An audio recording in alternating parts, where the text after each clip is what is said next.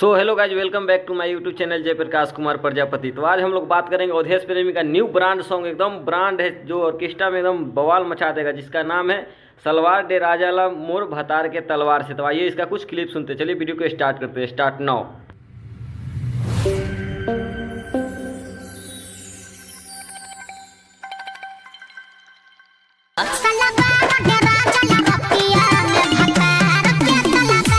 तलवार डे राजाला रतिया में भतार के तलवार से। आप लोग देख सकते हैं गाने का बोल कितना बेस्ट है एकदम। इस गाना को अवधेश प्रेमी और अंतरा सिंह प्रियंका ने गाया है। गाना बहुत ही अच्छा है। इस गाने को एक बार जरूर सुने, हमारे डिस्क्रिप्शन में लिंक दिया गया है, वहाँ से सुन सकते हैं, या RCM music Bhojpuri YouTube channel पे भी उपलब्ध है, वहाँ से भी जाके सुन सकते हैं।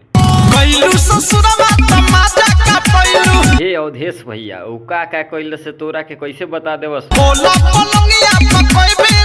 देखिए सर, अभी हम कुछ नहीं बता सकते हैं आपको, हम डिस्प्रेशन में अभी है।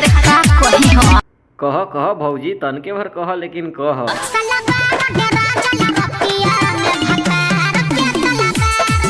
शाबाश बेटा, बहुत बढ़िया।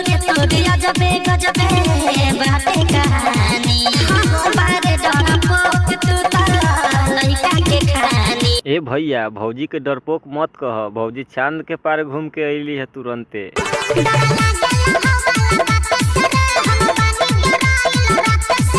का ये भौजी राते से काहे डरायल बारू, कोबरा सांप देख लू का? कुछ न छुपावा तू अपना यार से।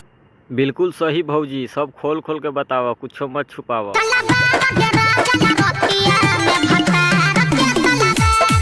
इसी के साथ हम अपने वीडियो को समाप्त करते हैं। वीडियो कैसा लगा हमारे कमेंट बॉक्स में ज़रूर बताएं। हमारे चैनल पे नए हैं तो हमारे चैनल को सब्सक्राइब जरूर कर ले, ताकि इसी तरह का वीडियो आपको हमेशा मिलते रहे। मिलते हैं नेक्स्ट वीडियो में। धन्यवाद।